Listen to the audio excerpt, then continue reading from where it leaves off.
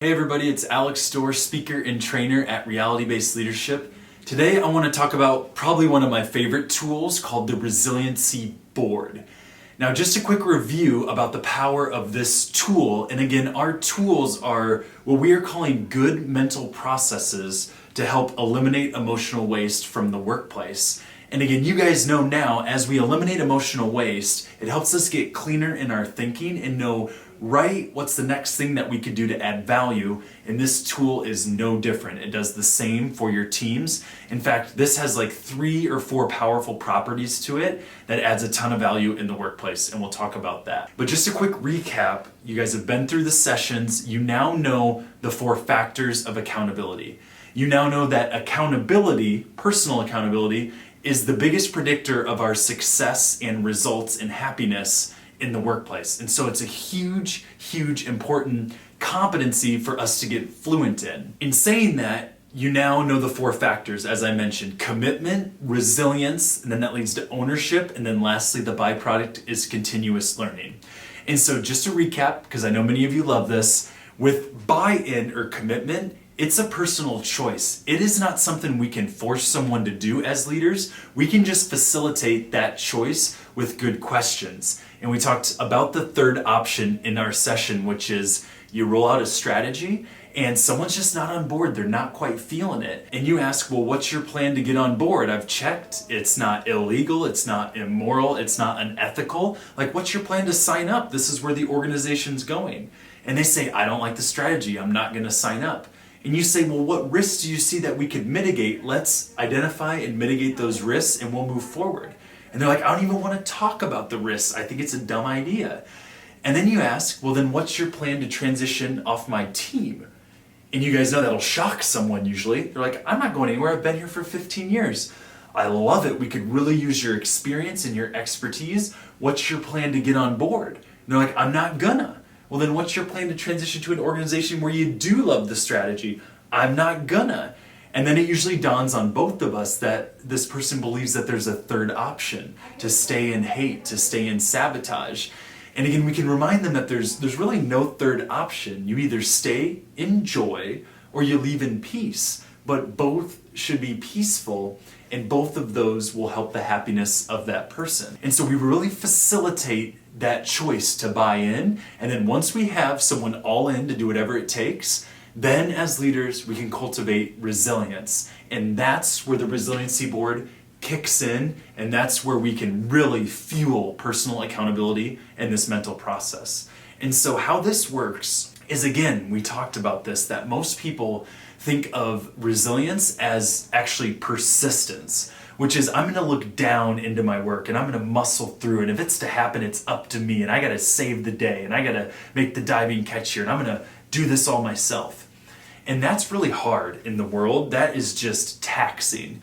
But what we recommend is the new way to succeed in today's reality is by getting resilient, and that's to look up and out and to do 2 things. It's to crowdsource for ideas for your one best tip to overcome the obstacle, and it's to do that to, number 2, a big network of positive relationships. Usually positive relationships that you have helped in the past, and so they're willing to jump in and help and give you their one best tip. And so that's what the most resilient people are doing nowadays. And so the way to really do this with a tool in the workplace is to do a resiliency board. How this works is you just take the obstacle, so you're all in, but then you're running into an obstacle. And what you do is you get that visible, whether it's in a place that has a lot of foot traffic to the break room or to lunch, or if it's digitally, whether it's on a Facebook group or your company intranet, and you just get that obstacle out there. For my example here, if you can't read it, it's to learn Spanish faster. I've been all in to do whatever it takes. I really want to learn Spanish, but I need to do it faster, so I'm looking for ideas. And so you just get that visible. And then what you ask is, if anybody's curious or walks by your resiliency board, you just say, what would be your one best tip to overcome this obstacle?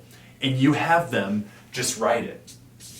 Now, this is different than asking someone to do the work for you. No one will ever do that. But if you ask for quickly, what's your one best tip that you recommend? They can put an app up here. They can put a link to someone to follow. They can put an idea, Netflix. They can put anything up there, and you just start letting that list develop. And it can be 30 items long. It can be multiple pages, and you just let that cultivate. What happens is when you're persistent, if I'm talking about me, I'll maybe look at YouTube, I'll look at Google, I'll ask a friend, I'll ask a family member, I'll try 4 things to stay the course in the face of obstacles. That'll be my resilience. But when I choose to do a resiliency board and I get a little vulnerable and I ask for help early and often to my network on social media, positive relationships, I'll quickly get back 15 to 30 things that I could do to overcome that obstacle. Now the key here with this resiliency board is you guys know about stop judging, start helping. You can't judge any of these responses. However, if something is illegal, immoral, unethical, gonna hurt somebody, you can judge that one. In fact, I'd cross it off and I wouldn't ask them for any more tips moving forward, if you know what I mean. And so, but other than that, you gotta start working these things. And that's where persistence comes in a little bit because you have to work these, but it should be more effortless and you just start knocking them out. Now, you guys remember those 4 factors. If I was all in, and then I did a resiliency board, instead of being persistent, I had 30 things that I could do to overcome and I tried them all. How does ownership feel? It's a much different situation. It is like, oh my goodness, if someone asks me why didn't I get better at Spanish, I'm like, please give me more information. I want to know what else I could do.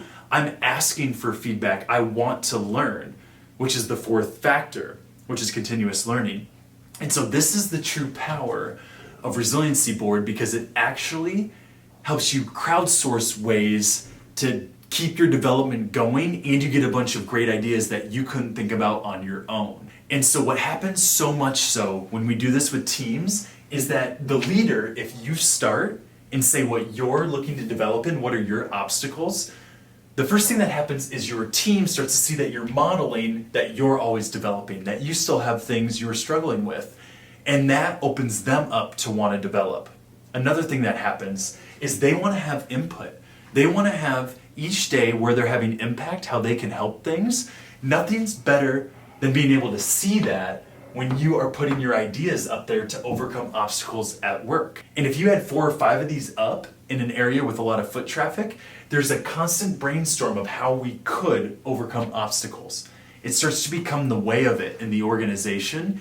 And again, it's a good mental process to cultivate accountability, which is the #1 predictor of success and happiness in the workplace.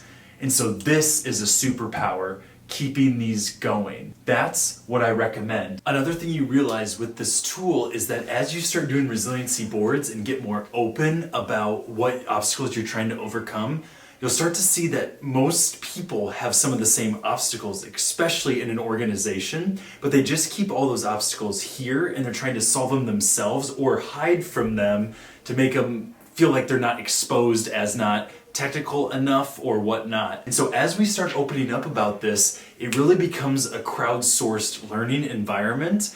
And as you see people with the same obstacles, the solutions come quicker. And so what I want you to also think about is as you do these resiliency boards, you might have like the top 7 that are the heavy hitters that most people run into as obstacles in the jobs. What I want you to do is not throw any of these away. Let's say you have one and there's like 20 things the group's tried, but you still haven't solved it.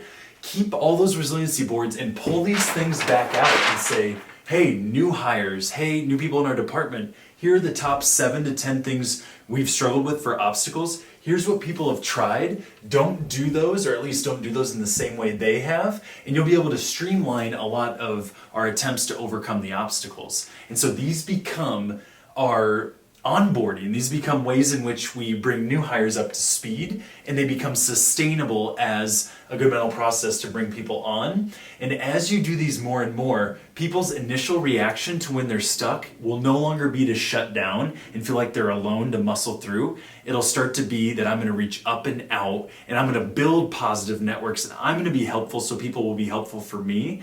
And that's where it becomes a quick cultivation of resilience, which leads to easier conversations around ownership where people are very conversational about it and not confrontational and defensive. And lastly, You guys already feel it. Continuous learning is the byproduct. And so the Resiliency Board is one of the best tools to cultivate that mindset of accountability because, again, you guys already know what accountability leads to, and it really can skyrocket what we're trying to do in the organization. And so best of luck using the Resiliency Board. Get it out there visible for your team so they can see that they're making progress on obstacles. Remember, there's no way to do these tools perfectly. Just get them up and visible and teams will want to jump in. We see it time and time again. Please reach out to me with any questions. It's at Alex M. Dorr on social media. I'm happy to discuss more about these tools, about the content. Best of luck getting started. You got this. And as always, you guys know the deal. Let's keep ditching the drama.